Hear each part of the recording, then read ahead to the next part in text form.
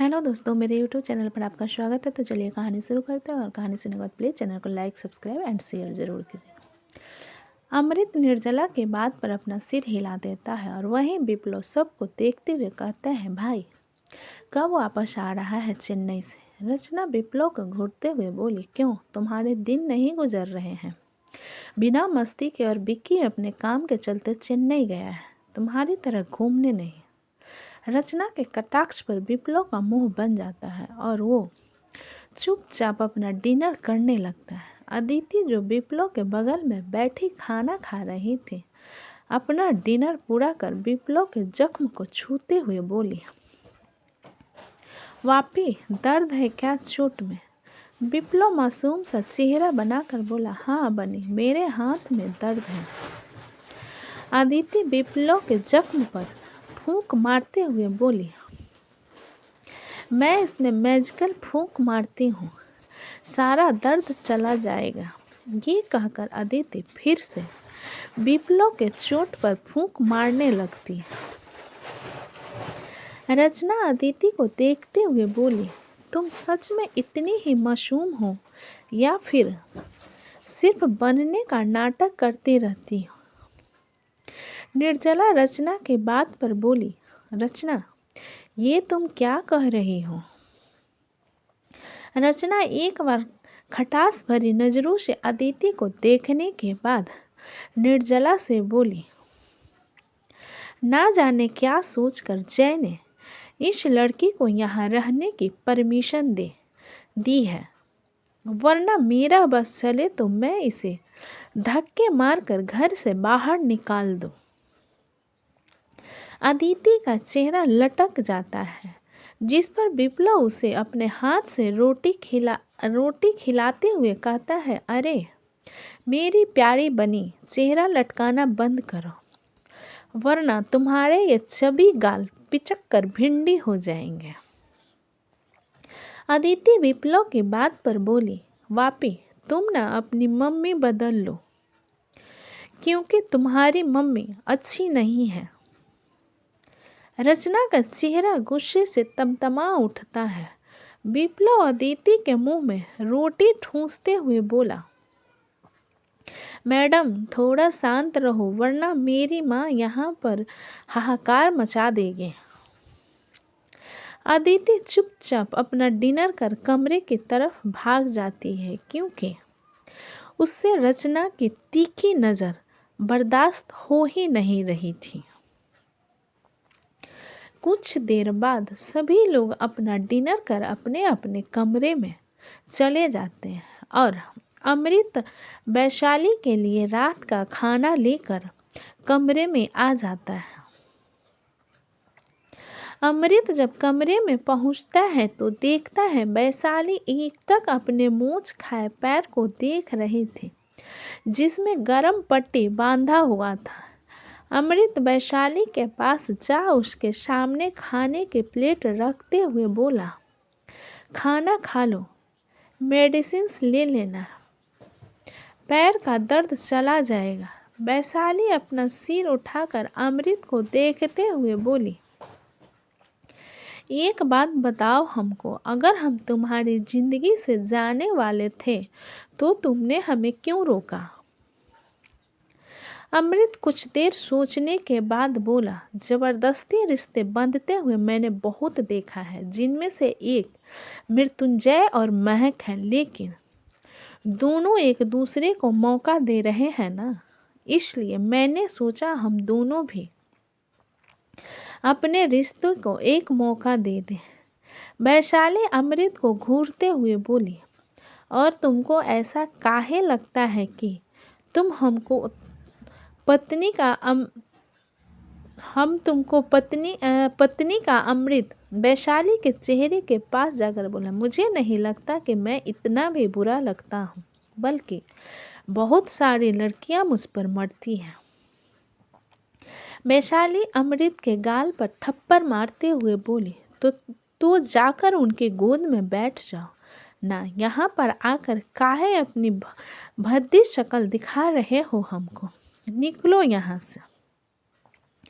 अमृत अचानक वैशाली से चौंक जाता है और अपने गाल पर हाथ रखे वैशाली के गर्दन को मजबूती से पकड़कर कहता है, हाउ डेयर यू स्लेप में, कैसे मारा तुमने मुझे थप्पड़। वैशाली अपने उल्टे हाथ से अमृत को दूसरे गाल पर थप्पड़ मारकर बोली, ऐसे मारा और तुमको डेमो चाहिए क्या। अमृत अपने दोनों गाल पर हाथ रखे वैशाली को घूरते हुए बोला, तुम पागल औरत, जाहिल कहीं की, गवार, बेवकूफ, पता नहीं किस कुंभ के मेले में तुमने अपना याददाश्त खो दिया है। तुम्हें शर्म नहीं आ रही अपने पति को मारते हुए। वैशाली अमृत की बात पर बोली, हमको काहे के शर्म आएगी जब हम तुमको शर्म नहीं है। शादीशुदा होने के बावजूद गर्लफ्रेंड बनाते फिर रहे हो। समझ रहे हैं तुम्हारी जवानी उबाल मार रही है, लेकिन इसका मतलब ये नहीं है इतने बड़े खानदान के बेटे होकर जगह जगह छिछोरापन करते हुए मुंह मारो। अमृत अपने बाल लगभग नोचते हुए गुस्से से बोला, मैं पागल हो जाऊंगा। इस औरत के साथ ये हर बार झगड़ा खुद शुरू करती है और सारा इल्ज़ाम मुझ पर लगाकर ख़त्म करती है। वैशाली अमृत की हरकतों को इग्नोर करते हुए चुपचाप अपना खाना खाने लगती है और अमृत वैशाली को लगातार घूरने के बाद बिस्तर की एक तरफ जाकर लेट जाता है। पूरा खाना खत्म करने के बाद वैशाली अमृत से बोली, हमको हाथ धोना है। अमृत मुड़कर वैशाली को घूरते हुए बोला, तुम्हारा नौकर नहीं हूँ मैं, जाओ खुद धोकर आ जाओ अपना हाथ। जुबान तो बहुत चला रही हो, पैर भी चला लो थोड़ा। वैशाली अमृत को तरेरते हुए बोली, हम आखिरी बार पूछ रहे हैं, तुम हमको लेकर जा रहे हो बाथरूम या फिर नहीं। अमृत मजे के साथ बिस्तर पर उठकर बैठते हुए बोला, नहीं। वैशाली प्लेट में ही अपना हाथ धो देती है। अमृत घूर कर वैशाली की तरफ देखता है, जो वैशाली प्लेट को उठाते हुए कहती है, अब हमको प्लेट को लेकर जाना है और हम लेकर जा नहीं सकते, तो हम सोच रहे थे कि तुम्हारे मुंह पर फेंक दें। प्लेट का प्लेट भी धुल जाएगा और सुबह आकर कोई सर्वेंट इसको लेकर भी चला जाएगा। वैसे आइडिया अच्छा है ना।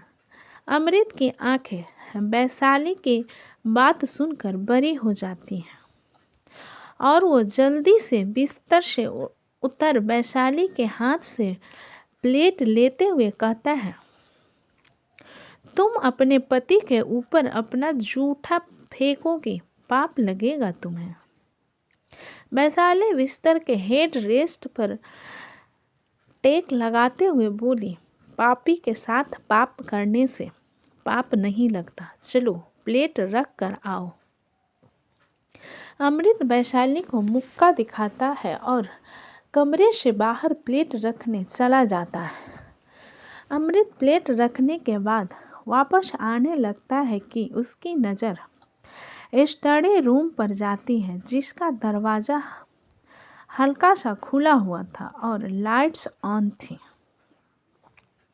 अमृत अपने कदम स्टडी रूम की तरफ बढ़ा देता है और स्टडी रूम में आकर देखता है तो मृत्युंजय अभी भी काम कर रहा था। अमृत अपने कदम मृत्युंजय की तरफ बढ़ाकर बोला, तुम इस वक्त यहाँ क्या कर रहे हो? तुम्हें तो कमरे में होना चाहिए। मृत्युंजय अमृत की बात का जवाब देते हुए बोला, वो सिन्हा वाली फाइल पढ़ रहा था, सोच रहा था शेड्यूल चेंज करके कल ही मीटिंग फिक्स करवा दूं। वैसे तुम यहाँ क्या कर रहे हो? अमृत आकर उसके सामने वाली चेयर पर देखते हुए बोला, बात बदलने की कोशिश मत करो मृत्युंजय। मैंने देखा तुम डिनर पर भी नहीं आए थे। क्या हो गया? महक ठीक तो है ना? मृत्युंजय एक गहरी सांस लेकर बोला, मैं बहाना नहीं बना रहा। महक बिल्कुल ठीक है और मुझे बहुत ज़रूरी काम है। तुम जाओ यहाँ। अमृत कुछ देर में मृत्युंजय को देखने के बाद बिना और सवाल किए अपने कमरे की तरफ चला जाता है। मृत्युंजय अमृत के जाने के बाद एक गहरी सांस लेता है और फिर से अपने काम में लग जाता है। इधर मित्तल से मेंशन में इंद्र और रागिनी दिल्ली के लिए निकल चुके थे। नित्या, कशिश और मीरा ही बस घर में रह गए थे। सभी अपना अपना डिनर कर अपने कमरे में जा चुके थे। 2 दिन बाद नित्या का एडमिशन होने वाला था, इसलिए वो भी अपने डॉक्यूमेंट्स अरेंज कर रही थी। मीरा दूध का ग्लास लेकर कमरे में आती है तो उसकी नज़र कशिश पर जाती है, जो कि अपने काम में मशरूफ़ था। मीरा लाइट स्टैंड पर दूध का ग्लास रख देती है और क्लोजेट के बाहर तरफ चली जाती है। कशिश बिना मीरा की तरफ देखे दूध उठाकर पी लेता है और फिर से अपने लैपटॉप में काम करने लगता है।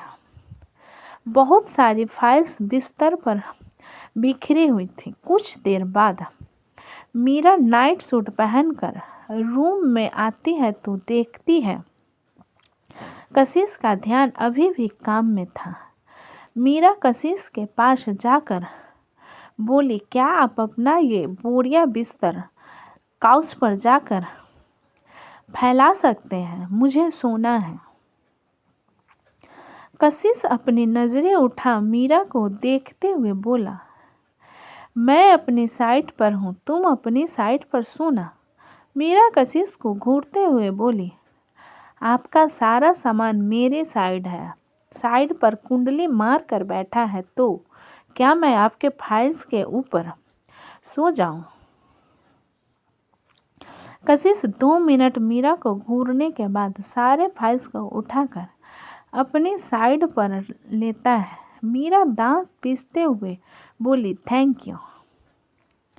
कशिश मीरा की बात पर कुछ भी नहीं कहता तो मीरा भी मुंह बनाते हुए अपनी तरफ सो जाती है। कुछ देर बाद मीरा का एक पैर कशिश की साइड आ जाता है। कशिश घूरकर मीरा को देखता है क्योंकि अब तक उसे मीरा के हाथ पैर चलाने की आदत के बारे में अच्छे से पता चल चुका था। कशिश चीरते हुए मीरा के पैर को झटक देता है। कुछ देर बाद मीरा का हाथ कशिश के कमर पर पड़ती है। कशिश इस बार गुस्से में चिल्लाकर बोला, मीरा सारंग, क्या तुम अपने हाथ पैर को सही सलामत रख सकती हो? वरना मैं अभी तुम्हें बांध दूंगा। कशिश के चिल्लाने पर मीरा चमक कर उठकर बैठ जाती है और उसके दिल की धड़कनें बढ़ गई थी। मीरा अपनी आंखें मलते हुए गुस्से से बोली, मुझ पर क्यों चिल्ला रहे हो आप? और मैंने क्या किया? कशिश मीरा को घूरते हुए बोला, मैं अपना ज़रूरी काम कर रहा हूँ और तुम अपना हाथ पैर संभाल कर रखो। रोज का तुम्हारा तमाशा हो चुका है। ना खुद सोती हो और ना मुझे सोने देती हो। मीरा कशिश को तेरते हुए बोली, आपके कहने का मतलब क्या है कि खुद सोती हूँ ना आपको सोने देती हूँ? 2 दिन पहले औरतों की तरह रात को मैं नहीं रो रही थी, आप रो रहे थे और मुझे कह रहे हो सोने नहीं देती। कशिश अपना लैपटॉप नाइट स्टैंड पर रख देता है और मीरा को घूरते हुए कहता है, तुम जाकर सोफे पर सो। मीरा कशिश की बात पर बोली, मैं क्यों जाने लगी? आपको सोने में दिक्कत हो रही है ना? आपको काम करने में दिक्कत हो रही है ना? तो आप जाओ सोफे पर सोने। कशिश अपने सारे फाइल्स उठाकर अपने बिस्तर के ऊपर बने शेल्फ पर रख देता है और हल्का हल्का मीरा की तरफ आकर कहता है, अब वो क्या है ना कि हम दोनों पति पत्नी हैं तो एक दूसरे को बाहों में लेकर सोते हैं ना। दोनों को कंफर्टेबल तरीके से नींद आ जाएगी। मीरा बिस्तर से उतरते हुए बोली, मुझे कोई शौक नहीं आपके साथ सोने का, आप खुद सो जाओ। कशिश मीरा के हाथ को पकड़ अपने पास खींचकर बोला, अरे अरे, मुझे दिक्कत थी ना, अब तुम क्यों भाग रही हो? मैंने तो सारी दिक्कत ही खत्म कर दी। अब तो ना मैं काम करूँगा और ना ही छोटी सी जगह में सोऊंगा, तो मुझे अच्छी नींद आएगी। मीरा अचानक कशिश के खींचने से सीधा उसके सीने से जा लगती है। मीरा घबराहट में कशिश की तरफ देखने लगती है तो कशिश उसके जोलाइन पर हाथ रख कर जाकर चेहरे के करीब आने लगता है। मीरा जर भरी नज़रों से कशिश को देख रही थी। कशिश मीरा के कांपते होठों को देख रहा था। मीरा कशिश से दूर होने लगती है तो कशिश मीरा की कमर पर हाथ रख लेता है और उसे अपने और करीब खींच लेता है। मीरा के हाथ कशिश के कंधों पर चले जाते हैं। कशिश मीरा के होठों की तरफ बढ़ने लगता है तो मीरा कशिश को खुद से दूर धक्का दे देती है। मीरा जल्दी से बिस्तर से उतरकर गुस्से से बोली, अपनी हद कभी पार मत करना। मैं तुम्हारे साथ तब तक हूँ जब तक यहाँ आज़ाद नहीं हो जाती और तुम कभी मेरे दिल में अपनी जगह नहीं बना सकते। कशिश व्यंग भरी मुस्कान के साथ बोला, एक बात हमेशा याद रखना मीरा सारंग, मुझे अपनी हद अच्छे से पता है और तुम पर हक है मेरा, ये बात कभी मत भूलना मीरा कशिश को घूरते हुए बोली, तुम्हारा हक अपनाने से कुछ नहीं होता। मैं तुम्हें कभी अपने पास नहीं आने दूंगी, समझे? कशिश मीरा को घूरते हुए बोला, जिस सुधांशु के लिए तुम मर रही हो ना, वो तुमसे इस हद तक नफरत करता है कि तुम्हारे नाम सुनकर गुस्से से पागल हो जाता है। मीरा कशिश की बात को नकारते हुए बोली, मानती हूँ वो मुझसे गुस्सा है, लेकिन वो मुझसे नफरत कभी नहीं कर सकता, क्योंकि हम दोनों एक दूसरे से प्यार करते हैं। कशिश हंसते हुए अपने आईपैड निकालता है और उसमें महक और मृत्युंजय की तस्वीर मीरा के सामने करते हुए कहता है, इसे देखो। तो दोस्तों, कहानी कैसी लगी मुझे कमेंट में लिखें। अच्छी लगी हो तो प्लीज़ चैनल को लाइक करें, सब्सक्राइब करें एंड शेयर करें। कहानी को पूरा सुनने के लिए धन्यवाद।